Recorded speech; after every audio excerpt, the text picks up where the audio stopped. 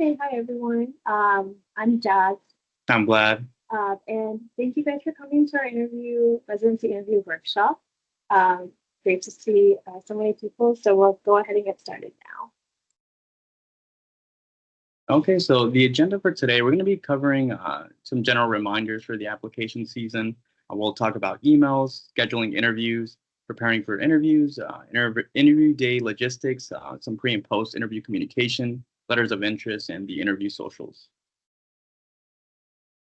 So some of the goals, we want to share what we wish we knew when we were in your position just last year. We want to share our own experiences, some tips from, getting the interview to writing that thank you note after the interview, and then also how to strategize how to approach interviews. So here are some reminders for this application season. So on Wednesday, this Wednesday coming up on September 25th at 9 a.m. Eastern Time, that's when programs can start downloading all applications that have been sent.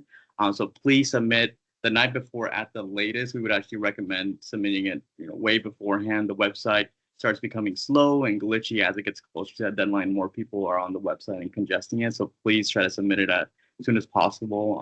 I know that deadline's coming up soon. And also importantly, you want to assign your signals before you submit. If you submit your application and you don't assign the 10 signals in psychiatry that you're planning to send out, you won't have a chance to go back and assign those signals. So just reminder to assign those signals before submitting your application. In terms of things coming up, so ACAP, the American Association of Child and Adolescent Psychiatry, they're having their conference next month. So if you guys are going or plan to go, there's a lot of opportunities to network with program directors, associate program directors, faculty, residents, and get to know the program outside of an interview day. It's also a way to, get your name known during the peak season or peak interview invite season, so you can exchange Twitters, emails, etc., and ask questions in a very casual and friendly environment. And then we'll also be there Wednesday through Saturday. So if you want to hit us up and meet us in person or anything, just send us a DM on Instagram or an email as well. So first we'll talk about emails. So it's extremely important to check your email during the interview season. You want to turn on your notifications and have them on at all times.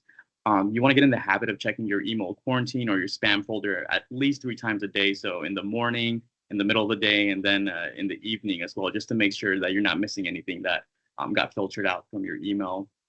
So in terms of interview invites, those can go out during the weekends. They can come out at 2 a.m. We had one interview that got sent around 1 in the morning last year. And so, they can come at any time. So you would just want to be ready and have those notifications on. You want to schedule your interviews as soon as possible when you get that email because spots can fill up within the first few minutes that those interviews go out. And the longer you wait, the less chance you might have to schedule interviews during times that you're actually available. And that can become kind of a headache as the season goes on. And if possible, try to use like an educational email.edu. Sometimes if you use a Gmail, it could be categorized as junk to like academic emails if you're emailing the PD, the coordinator, etc. But if you have already used your Gmail and you've created your ERAS account, don't change it because I did that last year and I missed an interview invite. Thankfully, I was able to get it later, but if you did use a Gmail, that's okay. Just don't change it. And it's important to create a signature with emails, specifically with your AAMC ID number and a headshot so that the person receiving the email will know you. And put a name to a face. And you can also include like school, phone number, email as well. But the headshot, your name, and the ID number are really important. And this is an example of the one that I used last year. And then for templates, these are some links to download some really cool and colorful templates for signatures and instructions if you have an Outlook account, Microsoft. And if specifically if you have Outlook, you can set your notifications to turn on only from certain senders or phrases. So in this next slide, you'll see here, this is something that I did right before the interview season. And it was because I was getting a lot of emails that weren't interview invite related, and I started getting really overwhelmed and anxious that every time my phone went off, it was an interview invite, and then got really sad when it wasn't.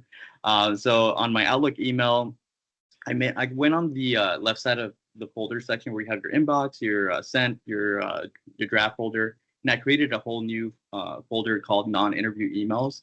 And so then I went to my settings, excuse me, went to my settings tab, and then went to the rules section. And I created a rule for all the emails that I was going to receive to my Outlook email. And I made that rule for all of them to go to my non-interview emails folder. And I created an exception for all the emails that were coming in. If the email body contained the word interview, thalamus, ERAS, invite, anything that had to do with an interview invite, instead of going to my non-interview email, it would go to my regular email, and I would get a notification because my Outlook email on my iPhone was set to be the only thing that would actually ring and buzz. So I know when I was walking around and I felt a buzz in my on my phone, I knew that this is an Outlook email, and more than likely this is an interview invite, and I need to pull out my phone and schedule it as quickly as possible. So just some kind of tips to help ease some of the anxiety of all the emails you're going to be getting around this time that might not be interview invites. And there's kind of, this tip to really help you silence things that aren't important and really emphasize things that will be interview invites. And if you guys are using a Gmail has something very similar. So if you go to settings under filter and blocked addresses, you can set certain words like Vlad said, interview thalamus, residency, interview ERAS, and mark it as important. And another thing you can do is you can, hopefully you can see this. Yeah, forwarding address in case you want to share your invites with someone. So this is important if you are busy, if you're on an away rotation and you can't have your phone with you at all times, like you can have someone else schedule interviews for you if you need to. Like someone preferably who's not going through the cycle this year because they're already stressed about scheduling their own interviews, but like a family member, a friend, an underclassman, your med school. This is a good way to give to send the interview invites to them, and then you can give them your access to your accounts and your calendar, so they can schedule it for you. And then another way in Gmail is that you can add accounts, grant access to your account, like your email account, if you're okay with that. So this is a good way to make sure that your interviews will get scheduled as soon as possible. So now on interviews themselves. So interview invites are usually how they're called II on when you're on like Discord or on the Spreadsheet for psychiatry. But so for interview invites, the ERAS application is going to open to program directors on September 25th, and interviews actually begin to roll out the very next day afterwards. For us, our home program was the very first interview invite that we got, and the majority of interview invites that go out really go out within the first 2 weeks. And after that 2-week period, they start to trail off. Just so for reference, our first interview invite was on September 28th. Last year, the applications were able to be downloaded on September 27th. So it was the first interview of the day right after the season opened. And our last interview invite was on December 19th. And so this is a kind of graph that I created based on the self-reported data from the psychiatry residency Excel spreadsheet. And so on that spreadsheet, people can self-report whenever they got interview invites. And so I collected all that data and put it on this very beautiful graph here for you guys.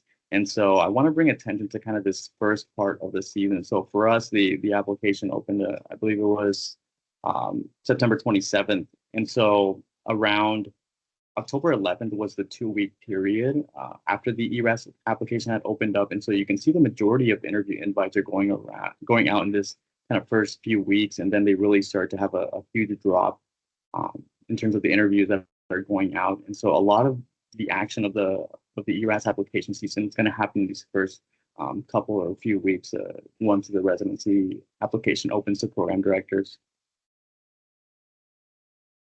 So in terms of scheduling, last year we had a lot of different platforms like the ERAS calendar, something called Thalamus. Some programs would just email us like a date or specific dates, and we have to reply to that email to say which date we wanted to schedule. Some use the messenger within the ERAS as opposed to the ERAS calendar, and then some use this thing called Broker. So it can get very confusing.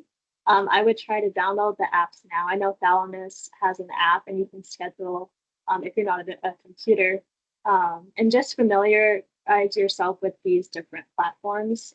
And then when you're scheduling, always please note the time zone, like if it's Eastern, Western, Central, because that can make a difference. And you want to update your personal calendar with the times that you set for your interview invites as soon as you schedule them. Because one of the worst things that you can do is that you overbook, and then you don't have any wiggle room to reschedule an interview invite. I mean, you always want to kind of avoid rescheduling interview invites. Things happen. You might have to reschedule things, but you want to avoid it if you can. So you want to include the interview date and time and the social date and time that usually happens the night before. And make sure to account for the time zone differences as well.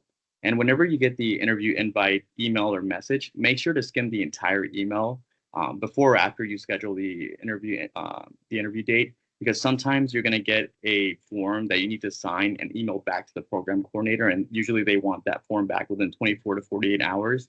And you don't want to start off on the wrong foot and have them have to reach out to you to ask you to fill out that form a few days later, because then things just start getting weird between you and the program coordinator, and you start kind of having a bad impression on the program. So make sure you skim and see if there's any forms that you need to fill out, and that if there are, you send those as quickly as possible. And another thing to note is that the social times and information might be buried within the email. So read through it and see when the social time is going to be scheduled for, and see if that timing is available for you. And when you're scheduling, sometimes interview invites are pretty vague, and the certain time that they want the interview is not apparent. So try to block off that entire day for that interview if it's vague. For your self-care and, kind of for sanity, try not to schedule more than 3 interviews in a week. Sometimes it's kind of impossible to avoid this situation, because sometimes program will send you a specific date and that's the only date that you can take. So when you are scheduling more than 1 interview in a week, be aware that socials for interviews can overlap. But usually programs will be very open to you joining another social if you just ask in advance. So try not to ask like the day of or the night before. Just make sure you note the interview day and the social date when you get that invite, so that you can plan accordingly. And then lastly, this is kind of like, it makes sense, but sometimes you can't avoid it. Like, try not to schedule 2 interviews in a single day. That happened to me, and I was very, very exhausted at the end of the day, and it was hard switching from program to program in that singular day. So if you can't avoid it, then you can do it, but just try not to. And when you get the interview invite and you don't have the opportunity to kind of sign up right away, and you say you are able to kind of get into your phone or your computer about an hour or 2 later, and you see there's no spots available to sign up for, and there's no wait list spots available either, don't panic. Just email the program coordinator. Programs aren't supposed to invite more people than there are spots.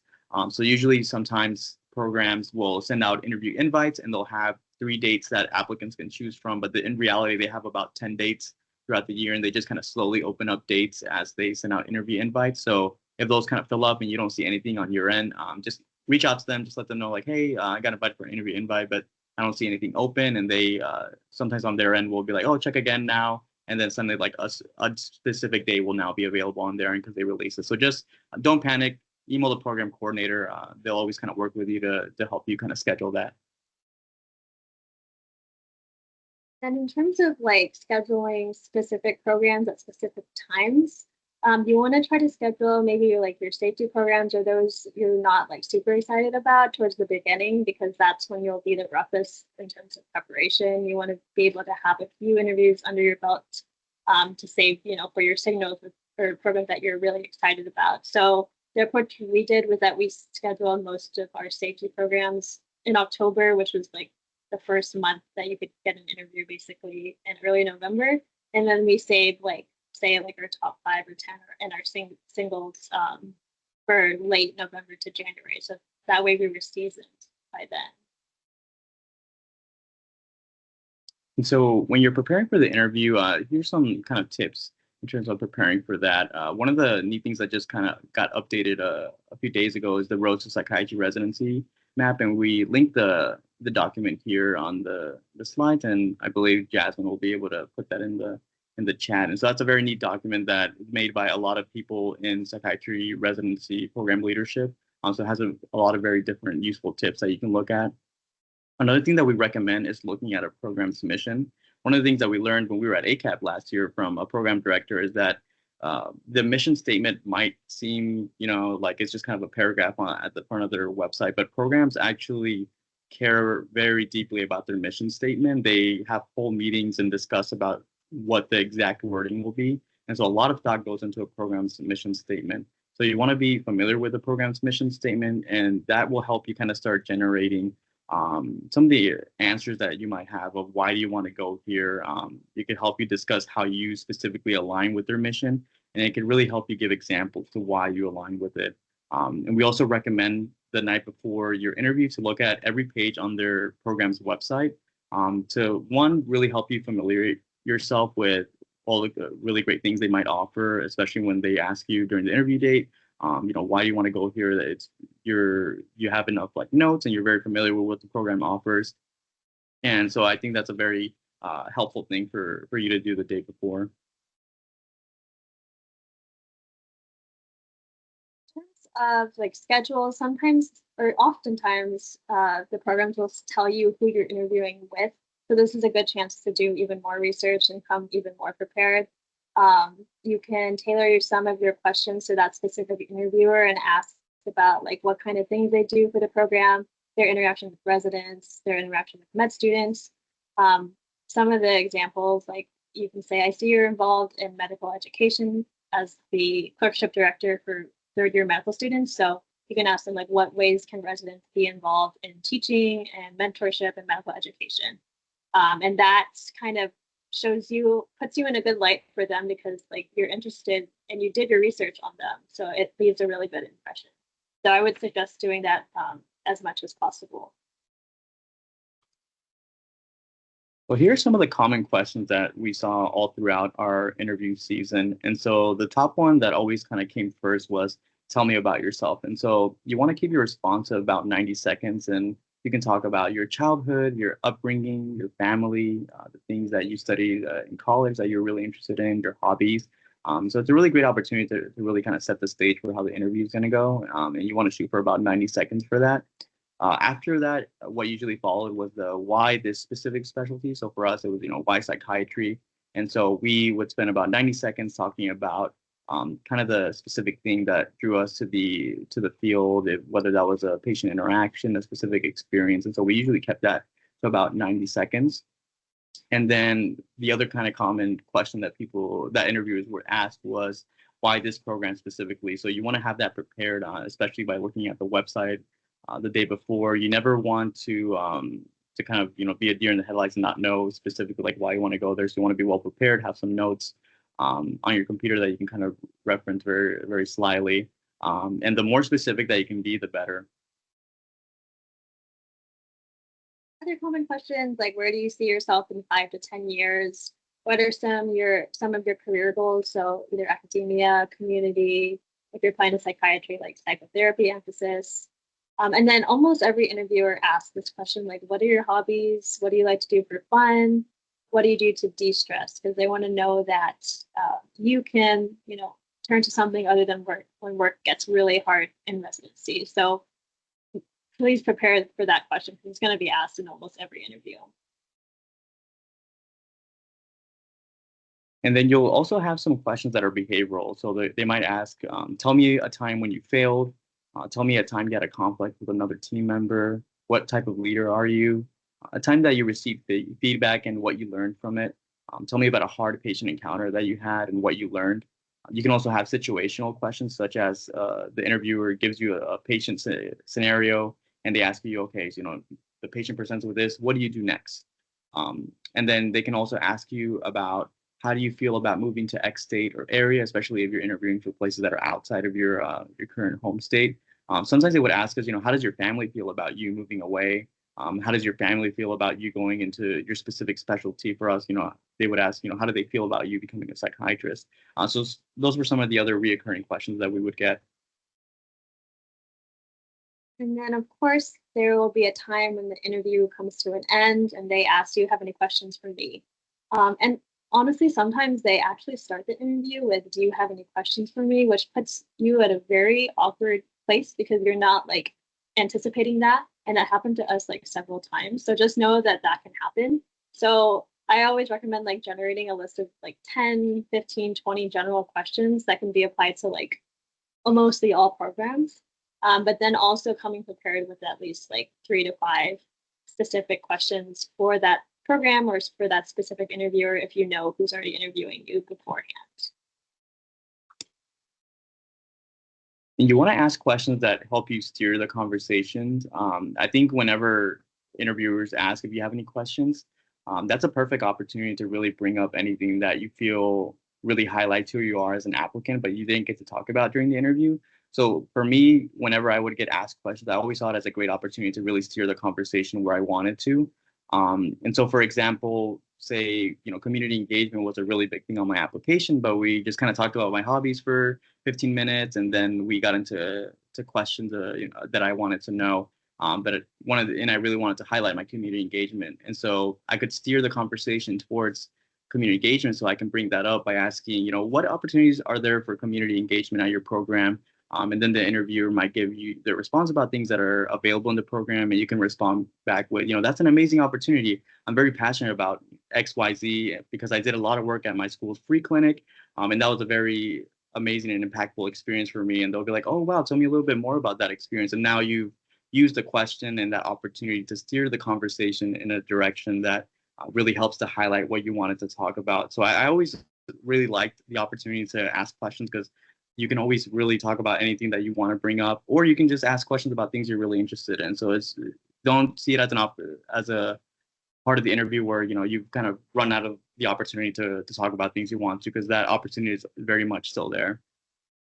And so one of the things you really want to avoid is ever saying, "Oh no, I don't have any questions for you." Never say that. You always want to have a questions for a interviewer, and it doesn't matter if you had interviewers back to back and you've already asked a specific question to the previous interviewer.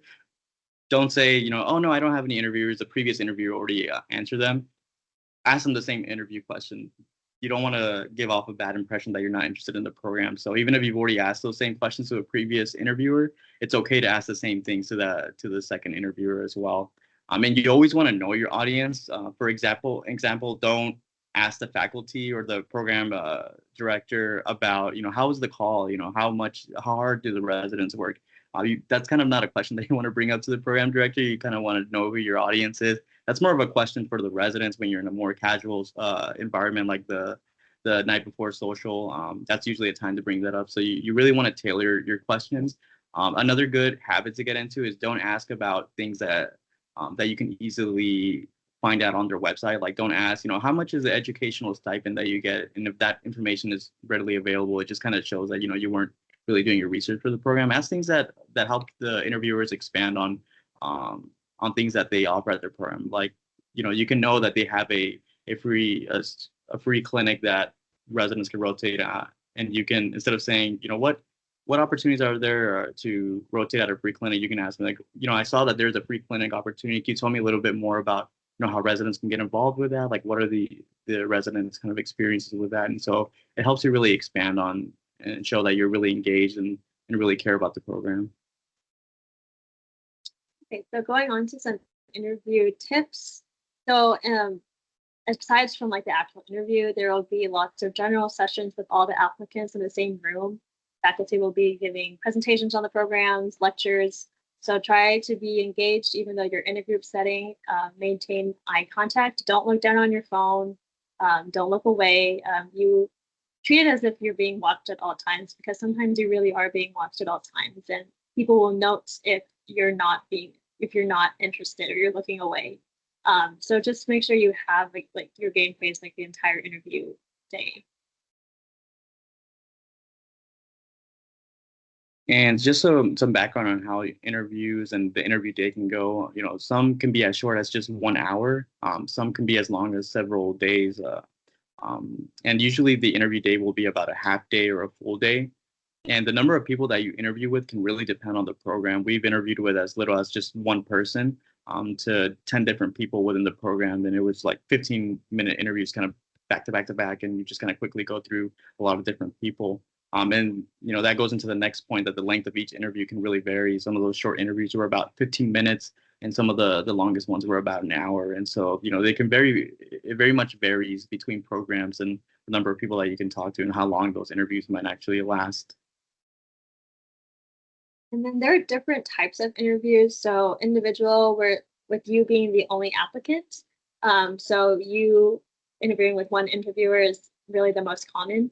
Sometimes you'll interview with two or more interviewers at a time. And then also there are some group interviews. So there will be multiple applicants, not just yourself. And from our experience, we've had multiple applicants, like 2 others to 10 others. So either all the applicants will be interviewing with one single interviewer, 2 interviewers with the PD and chair, or the PD or chair. And then sometimes they will have the entire applicant cohort for that interview day in a room, and somebody will be asking questions and you have to answer in front of everybody else. So that can be a little intimidating, but just know that that can happen, although it's rare. Just some general tips for the interview type, for those different interview types. So if it's an individual interview, just remember to be yourself and be engaged. You want to listen closely to each question that they ask and make sure that you answer it, and that you don't kind of go off on a tangent and ramble too much. You want to remember to smile, maintain your the eye contact with the interviewer. I know it's a virtual interview, and we'll talk a little bit more about that later, but you want to make sure that you're maintaining eye contact. If you're in a group setting where you're having a group interview, try not to dominate the conversation. Teamwork is something that's very important during these interview types, and you want to help to validate other ideas and responses. So whenever you're kind of responding to a question, and you see that you might have cut someone off, or someone didn't get a chance to give their own answer, you can always really show your teamwork and your ability to kind of navigate conversations by giving your response and saying oh, I saw that you were about to say something, but sorry I cut you off. And you're giving the opportunity for others to show their ideas and their responses, and you're helping to include everyone. When you start dominating the group interview, it kind of sheds you in not the best impression towards the program, and people can really pick up on it pretty quickly. And so just try to be a team player and give your responses and give equal time to everyone that's in the group interview. And then who interviews you? So usually it is the program director and or the associate program director. But sometimes due to limited scheduling or manpower, the PD can't always interview every single applicant. So if you don't have an interview with the PD and you're interviewing with the APD instead, that doesn't mean that you're not being equally considered. So don't worry if you don't have, an interview with the PD. I can interview faculty, residents, fellows, psychology faculty, even other specialties like neurology. We were interviewed by some neurologists at different programs, and then also some other fields like social workers, nurse practitioners in psychiatry, and physician assistants in psychiatry. So just be prepared, although it's less common, that you can get non-psychiatrists to interview you. And so for the specific platforms and environments that you'll be in, try to download and update the different platforms such as Zoom, your Teams app, or WebEx, etc., at least a day before. You don't want to run into the scenario where you're logging in about 10 to 5 minutes before the interview date, and then suddenly your platform needs to update and it's taking 20, 30 minutes and you're already late to the interview day and you're stressed. Make sure you check and log into everything the night before. And if there is an update, it will just be taken care of the night before, and you can log in pretty smoothly the day of. You also want to upload your headshot and any pronouns if you want to put them into your account. For us, a lot of the programs highly recommended that we put our headshot in all the different platforms whenever we interview, because it kind of helps put a face to the applicant. Even though you might have your camera on, sometimes cameras will be off, and so they usually want you to upload your headshot to the different platforms. And then in terms of the environment, so try to be in a quiet, private place if possible. If you're doing it in your room, preferably don't have your bed in the background. And if you have to have it, please make it. You don't want it messy. And then another thing, you can have hobbies in the background, like books, instruments, plants. This is just an example of one of my backgrounds with a bookshelf and then a colorful flower vase kind of thing, just to add some pop of color. And then in terms of like interviewing, mostly you'll do it from a computer, but sometimes computers they shut down. So you'll have to just try to have like an iPad, a phone, just in case. One time my computer actually shut down, like it just turned off for some reason. So I had to call the interviewer and FaceTime her. But I was prepared. So just have everything charged, everything ready just in case. And then if you are using like AirPods or some type of like headphones, try to have an extra set of headphones, preferably wired, so that you can like plug it into your computer or your phone easily and you don't have to charge them. So these are just some tips to be extra prepared. And so we recommend getting a ring light if you can. I think the ring light is super helpful. It really helps to get rid of some of the shadows that might happen with like lighting that's right above your face. It really helps to show a lot of your facial features. So we recommend getting a ring light if you can, especially one that you can use at the same time as you're interviewing that can be charged at the same time, because many times a lot of these lights will run out, they'll run out in a few hours, but your interview day can last the entire day. So we have one here that we bought. It was $20 off of Amazon, and it helped to adjust the brightness and the color. And I feel like it really went a long way because we were interviewing in a lot of different types of places on our campus or at home. So it really helps to have some kind of like professional lighting on your face when you're interviewing.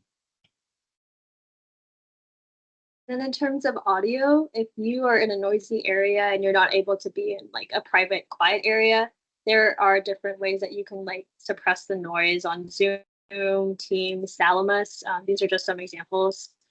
So you can pick high, medium, and then for Teams, you can like pick high, medium, low. So it just depends on the setting that you're in. Some additional tips. So try to Zoom a friend before your interviews kind of start rolling in during the season, because this will help you determine the specific spot on your screen that you should look at whenever you're in an interview. Because whenever you look at that specific spot, you want to make sure that it looks like you're looking directly at the camera and at the interviewer. So for example, whenever I was interviewing, I would have to look at exactly the 3/4 mark on the top of my screen if I wanted to look like I was looking at the camera. Because if I looked directly at the webcam, it actually looked like I was looking up.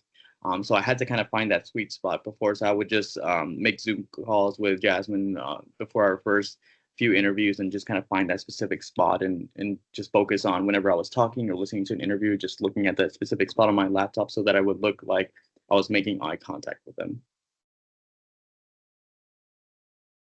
And then other tips, I'd recommend having whoever's interviewing you like the majority of your screen so you're not distracted. I would always have like some side notes, very minimal screen at the very in the corner just in case. But make sure you kind of give your full attention as much as possible. Try to do mock interviews, either with your school, friends, etc. It took us at least 2 to 3 interviews to feel really comfortable with our responses.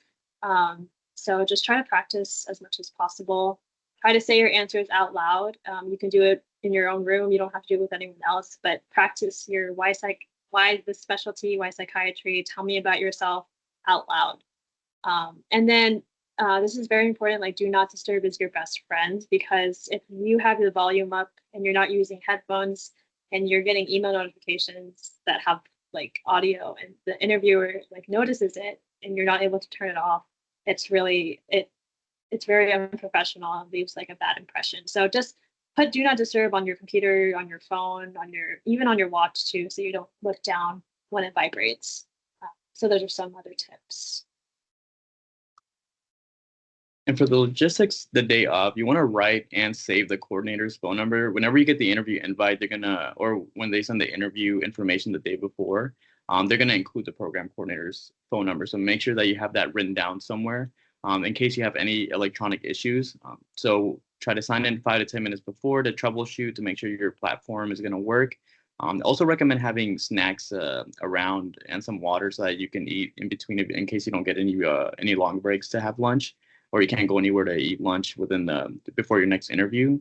And some of the things that we did is we had a lot of stress relief items that we used. So these are some of the stress release ones that we had. So a little Pikachu stress ball that I would squeeze either in between interviews or sometimes in the middle of interviews when I was just feeling a little fatigued or stressed. So just some small tips to really kind of help you get through the day.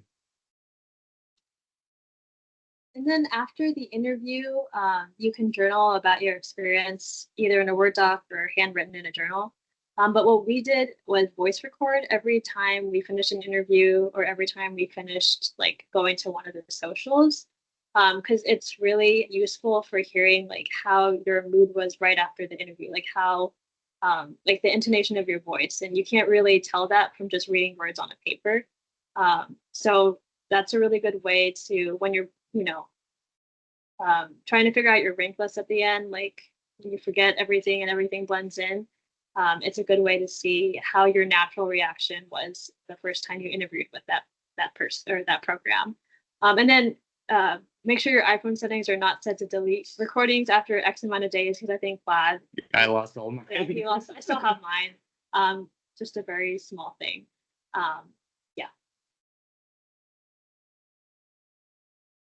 And so one of the questions that is going to come up a lot during the season, once you're kind of in the November, December part of the process, people will say, like I have X number of interviews, what are my chances of matching? And that information is actually very readily available for you guys. It's in the charting outcomes.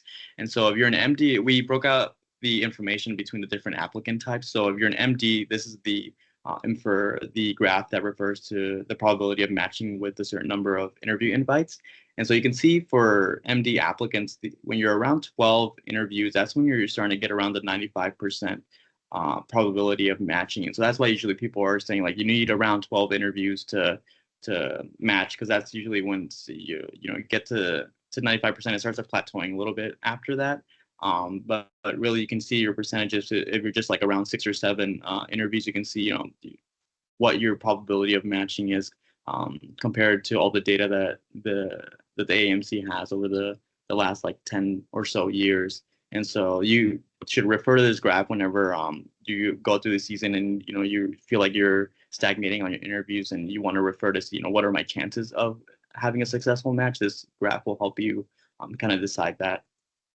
And so this is the graph for DOs. You can see that the 95% range is around between 12 to 13, so a little bit similar to MD applicants.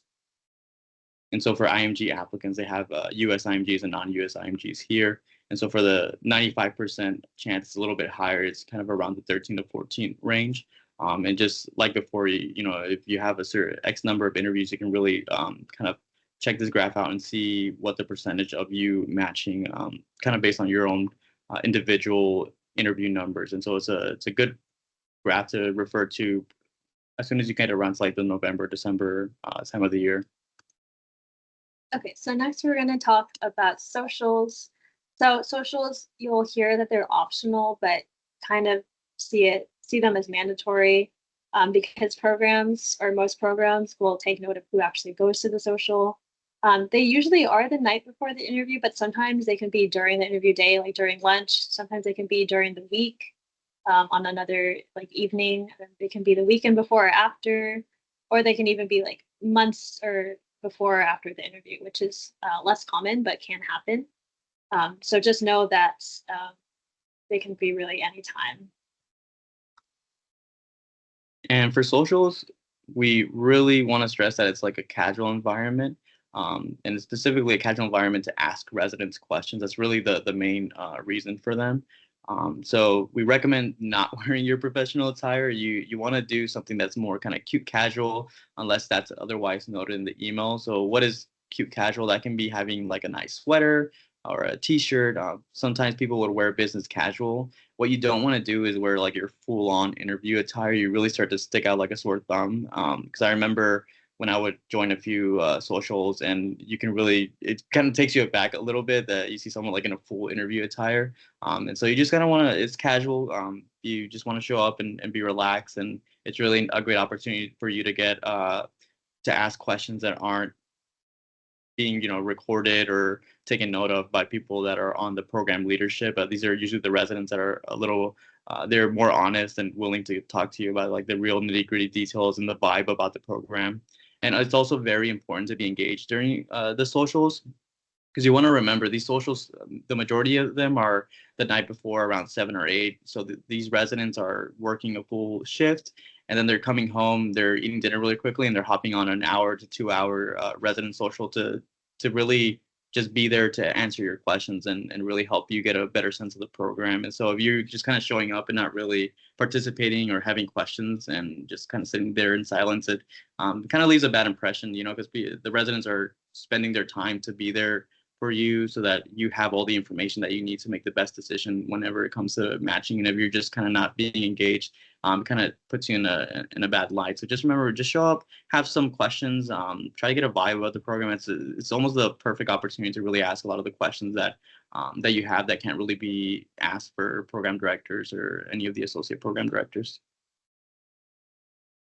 And then some other tips for socials: try not to dominate the meeting. So you don't want to be the person that's like asking 4 to 5 questions and then have other people not being able to ask their questions. So try not to ask 2 questions in a row.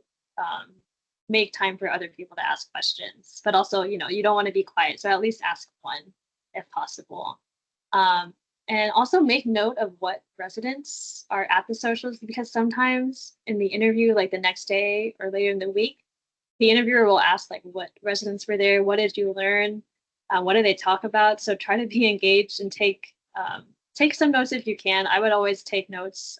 They weren't extensive; they were just very short notes, and it really helped because someone asked me, "Oh, which residents did you meet last night?" And I had my notes in the corner, and I was able to say which ones because of the notes, or else I would have forgotten. So just try to be engaged during the socials.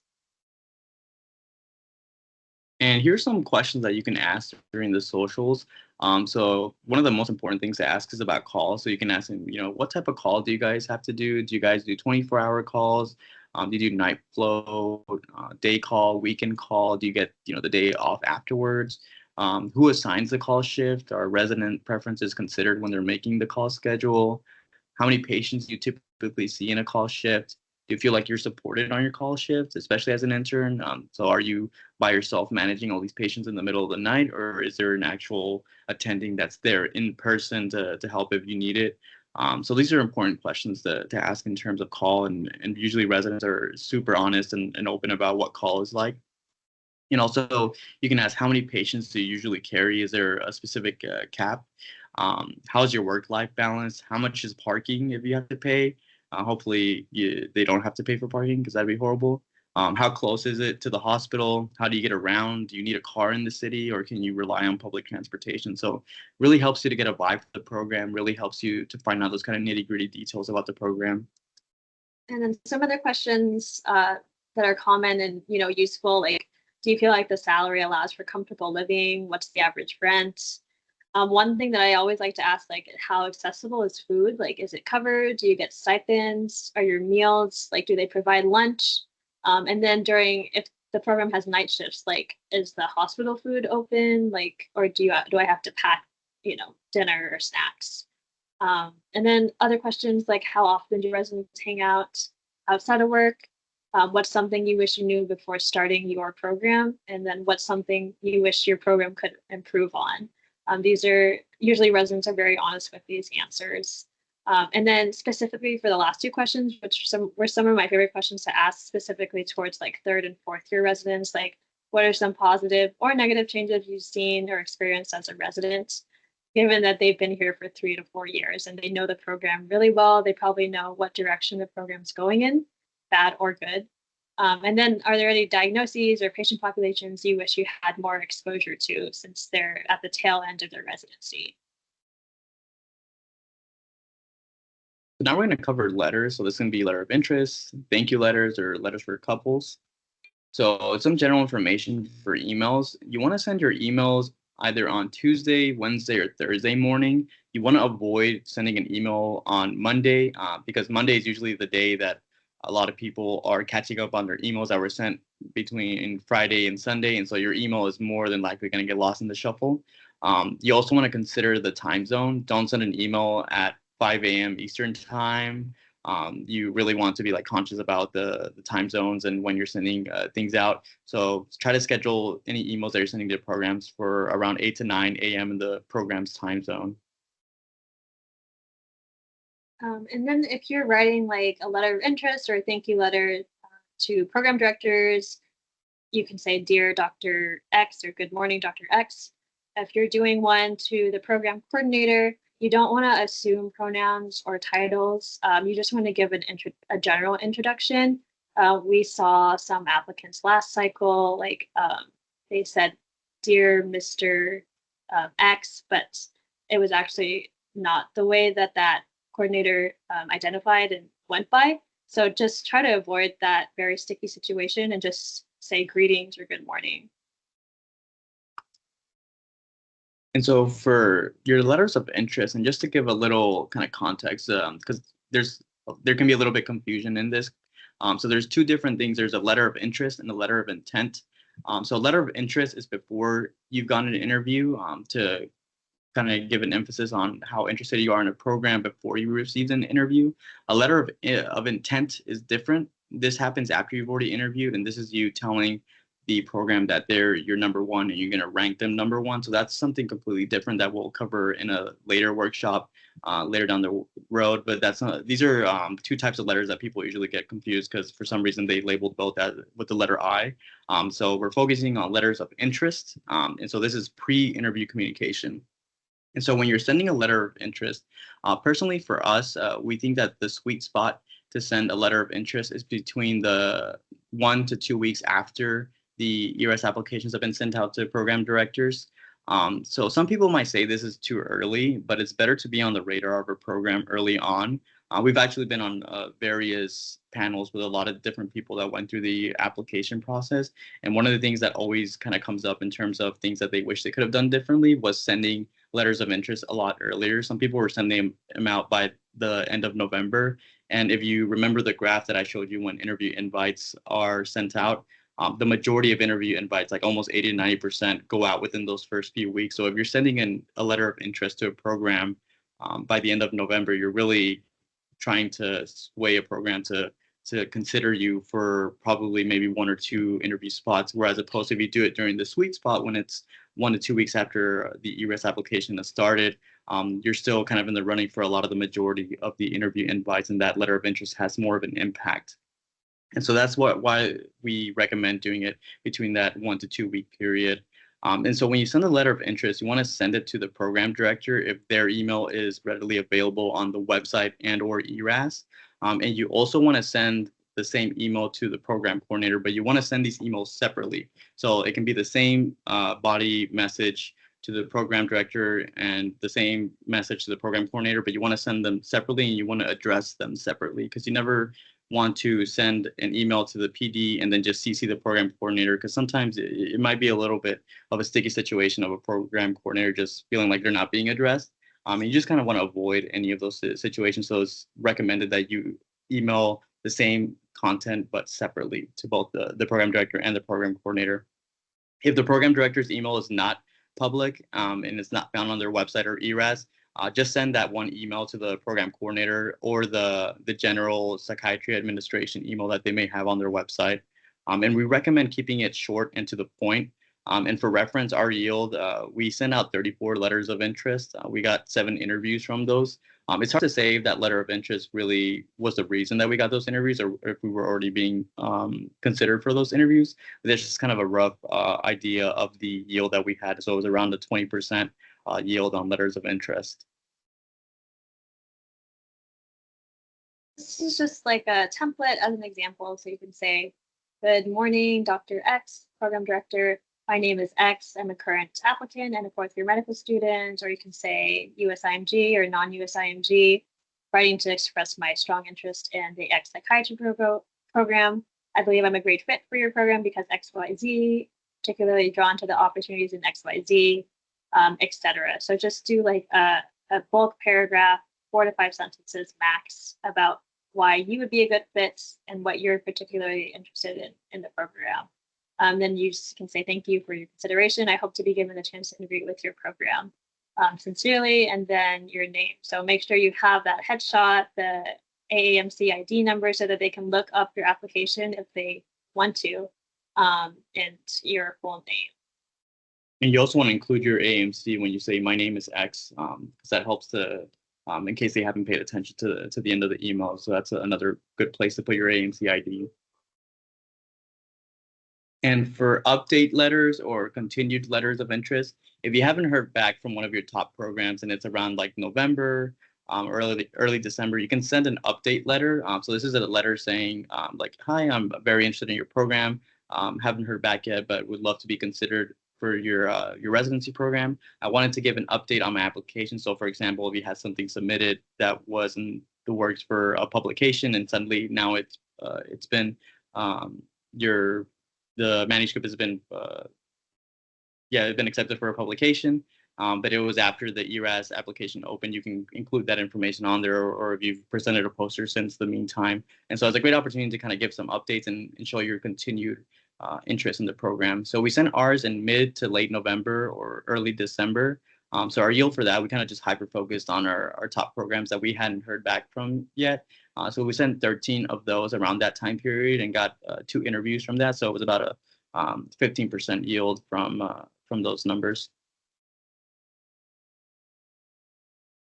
It's just a template. So my name is X, include your AMC ID. I'm a current applicant, writing to express my continued strong interest in your program and provide several updates. You can do like 2 sentences about why you're drawn to the program and want the opportunity to participate in the interview process.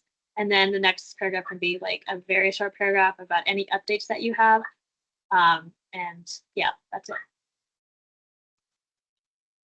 And now for thank you letters, which is after you've already completed the interview. And so this is your post-interview communications. And some programs will tell you right off the bat that not to write or send any thank you letters, and it's very much appreciated for their transparency. Others will say that they accept thank you letters. So if you do plan to send thank you letters, you can send one to each interviewer. Make sure you send an individualized thank you letter talking about, thank you for interviewing me and about what you talked about that day that you really liked. So you can send the program coordinator a thank you letter too as well, because they're a huge part of really making the application process go smoothly for a program. If it's unclear whether they accept thank you letters or not, you can ask the coordinator or you can ask a resident if they accept any thank you letters. And in general, thank you letters are not supposed to affect your rankings, but they never hurt unless the program explicitly tells you not to send any. This is a template. So, dear Dr. So-and-so, thank you for interviewing me yesterday. I was honored to receive an interview at X and enjoyed our conversations about XYZ. It was great hearing about XYZ. So very short. Thank you again for your time. I hope you have a wonderful day, week, holiday, depending on when you're sending that letter. And now for the folks that are going to be couples matching, this kind of section is for you. So if one person has received an interview and the other person hasn't, we recommend that the person that received the interview emails the program director and the program coordinator. The other person that didn't receive the interview can also email, but we found that it feels more natural when the person that did receive the interview is the one that reaches out to the PD and the program coordinator. You can send that email shortly after one of the partners gets an interview. And other opportunities as well is that you can talk about couples matching whenever you interview with the program if the other partner hasn't received the interview. So you can be talking with the PD, and whenever they ask, do you have any questions, you can say it's not really a question, but just kind of wanted to bring up that I'm couples matching and my partner hasn't received an interview yet, but they really love this program and we'd love to both be considered. And usually they're very receptive, and they will like acknowledge it and tell you kind of, we're very much aware and thank you so much for bringing it up. So that's another opportunity to kind of bring up and advocate for your partner. And also, like, if the interviewer asks, like, who is your support system? How will you be supported when you start residency? That's another way you can bring up, oh, I'm actually couples matching, so hopefully my partner and I will match at the same place. So that gives them even more incentive to hopefully interview your partner if they haven't got an interview. In terms of our yield, so I got 5 interviews that Vlad didn't get. I sent 5 emails, and Vlad got 3 of those interviews, so it was a good yield. And then Vlad, he got 2 interviews that I didn't get. He sent 2 emails. I got 0 of the interviews, unfortunately. It's okay. we managed. So total like 3 out of 7. So our yield was pretty high. And it was always a person who had the interview that emailed.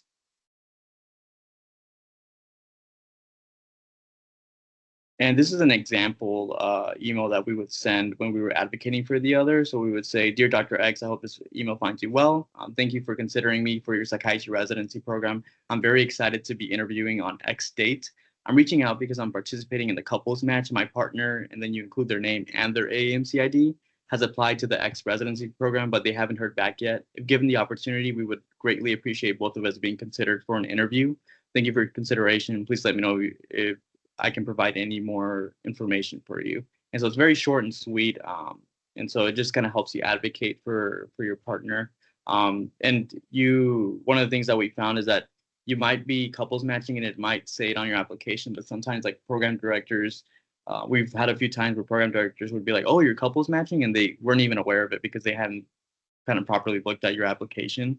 So don't assume that the program director right off the bat knows that you're couples matching. Sometimes it might be apparent, but they just haven't paid attention yet. So that's why it's always a good thing to kind of advocate for your partner in case that's been the case. And then keeping up with the Discord and spreadsheet. So if you want to be up to date with like what's going on throughout the application season, there's like this Google spreadsheet for psychiatry. This is the link to like the current one. There are previous ones that you can go through if you want. And there's also like a Discord group. And usually on these spreadsheets and in this Discord chat, they will like say, "Oh, I got an interview invite from this place."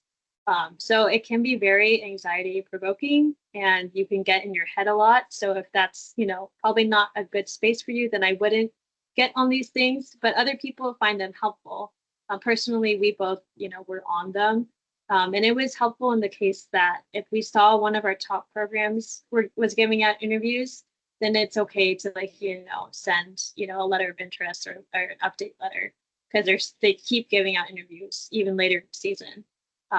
So it just depends on, what your preference is and what's best for your mental health during all of this, because it's very stressful. And overall, just good luck. The season's coming fast, but it's hard not to worry right now. But just a reminder to practice some self-care during this stressful time. Here's a funny picture that Jasmine took of me a couple days before the ERAS application opened, and I was looking at a YouTube video on how to become a strong psychiatry applicant, even though the application season was opening in a couple of days. So it's a reminder that it's very stressful right now. So try to do the best that you can to practice some self-care and give yourself some grace and patience. So, lean on your support system. Reach out if you have any questions or concerns, or you just need to talk about the season. We're more than happy to help and try to be there for you guys. So yeah, just overall good luck. I think I have one more slide. Where's that? One more. See, okay. So just Q&A for those that have any questions. I think there was a question at the very beginning that we didn't answer. So they asked, how do we navigate having to take time off audition rotations to do interviews?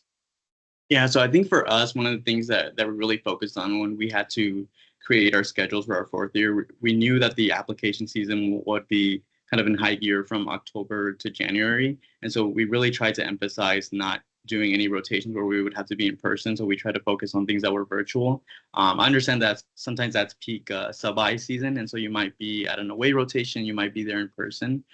So I think trying to talk with your facilitator or the person that's in charge or the attending that you're going to be working with about what flexibility they might have. Just let them know you're in the middle of the interview season. Is there any times or days that would work for their schedule for you to be able to take that time off to interview? Usually try to get the vibe from the program. Usually if they're kind, they will understand that you're in the middle of a stressful interview season and they'll kind of give you that grace and patience. Sometimes it's not a good look if the attending is like very much not open to you being able to attend an interview session. And so that kind of, it's kind of a helpful thing on two fronts where you can kind of see what the vibe of the program is, like how flexible are they in terms of letting you do the things that you need to do. And so that kind of gives you a little bit more information on how the program is, and hopefully they're a little gracious with giving you the time to interview. And then also we forgot to mention we'll probably have like another workshop on second looks, what to expect from them, how to make the most out of them, and like ranking, especially if you're like couples matching, and how to decide all the ranking stuff. So probably like in January of next year.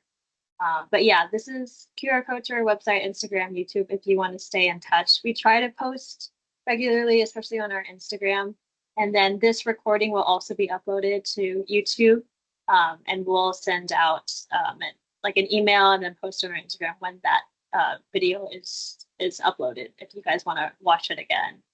But yeah, if you guys have any other questions, feel free to put them in the chat. And if not, feel free to log off. And thank you guys for coming and joining and being engaged. So we hope that it was helpful. We really tried to put all our tips that we could